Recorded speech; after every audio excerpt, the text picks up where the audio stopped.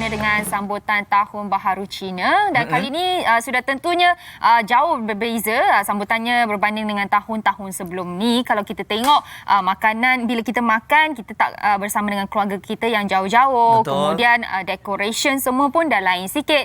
Dan salah satu benda penting bila Tahun Baharu Cina ni adalah bila kita sentuh tentang pakaian. Okey, jadi mungkin kalau kita tengok sambutan kali ini memang bersederhana dan juga mungkin juga menggunakan pakaian-pakaian yang lama. Jadi hari ini kita bersama dengan Kelvin Tu, seorang pereker fashion yang sangat dikenali, yang mana kalau kita lihat dari segi busananya memang hebat-hebat belaka. Jadi kita nak tanya kemeriahan dan juga bagaimana persediaan serta persiapannya kan untuk sambut Tahun Baru Cina ini. Betul. Apa kata sekarang ni kita say hello kepada Kelvin. Hi Kelvin. Hi, Happy New Year. Happy New Chinese Year. New Year. Okey, Kelvin, terlebih dahulu lah kita dah tanya dah guest-guest kita lain, tetamu kita yang lain tentang sambutan Tahun Baru Cina mereka macam mana. Kelvin sendiri macam mana pula? Tahun ni Chinese New Year saya cancel sebab pandemik ini kan. Kita tak sambut sangat lah. So memang tak buat banyak persiapan, tapi just sederhana je lah. Just makan-makan macam tu, itu je yang kita buat. Okey, dan kalau kita lihat juga dari segi pakaian, kalau sebelum ini mungkin ramai yang cari Kelvin untuk nak buat baju. Tapi mungkin tahun ini berbeza, tak ada langsung tempahan ataupun Kelvin sendiri tak ambil pun tempahan-tempahan untuk tahun ini. Tahun ni memang tak sempat nak ambil sebab tempahan. Adalah yang last minute nak tempah tapi kita tak sempat sebab pandemik kan. Dan Kelvin pun tak plan sangat lah sebab kita kena complete COVID ni dulu. Kena menang COVID ni dulu. Dan lepas tu baru kita boleh fikir pasal celebration kan.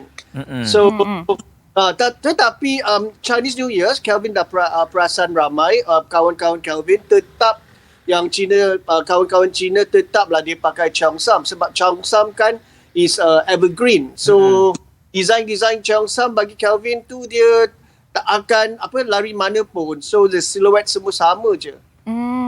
Kalau kita tengok Cheongsam tu melambangkan Tahun Baharu Cina kan. Mungkin macam tahun ni kita tak boleh nak sambut besar-besaran. Kelvin sendiri boleh kongsikan tak? Kelvin sendiri sambut macam mana untuk memastikan biarpun kita sambut dalam kesederhanaan tapi kemeriahan tu tetap ada. Bagi Kelvin tahun ni Kelvin just keluar makan New Year's Eve kan. Kita pergi makan dengan kawan je sebab tak ada apa-apa pun. Dan lepas tu dan baliklah sebab this year pandemic. So Kelvin pun tak nak pergi jumpa ramai orang, takut kan sebab walaupun Kelvin dah test dah disahkan negatif. So tapi Kelvin, I don't want to take the risk. Sebab tak nak spread virus tu kalau ada sebab kita tak tahu kan. Betul. Jadi Kelvin, di belakang Kelvin tu macam ada baju yang ingin dikongsikan. Jadi kalau kita tengoklah selalunya untuk sambutan Tahun Baru Cina ni material baju yang digunakan. Kalau dulu memang banyak tempahan kan, tapi sekarang ni kita relax dulu, bersederhana. Materialnya bagaimana? Seperti yang mungkin Kelvin boleh tunjukkan bersama kami. Okey. Kalaulah kita tak ada pandemik apa-apa kan. Kan kita ingat dah lalu dah. Kelvin berancang akan guna local fabric. Kita boleh guna macam songket dan lepas tu kita ada batik kan.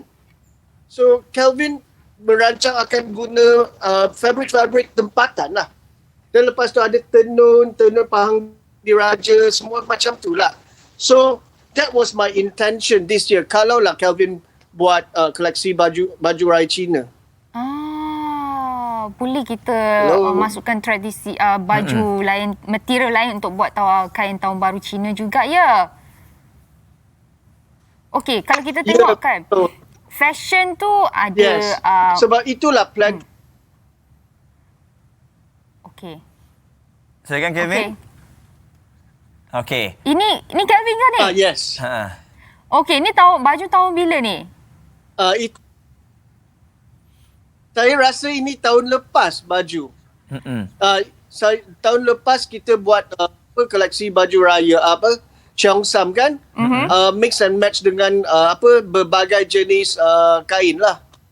So on the screen sekarang model tu pakai kan actually a woven, dan lepas tu Kelvin guna banyak silk lah, dia kain tenun.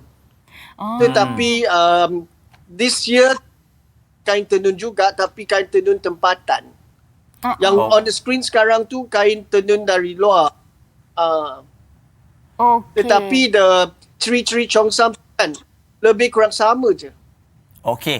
Jadi kalau kita tengok Kelvin, ialah ciri-ciri tradisional tu memang dah ada.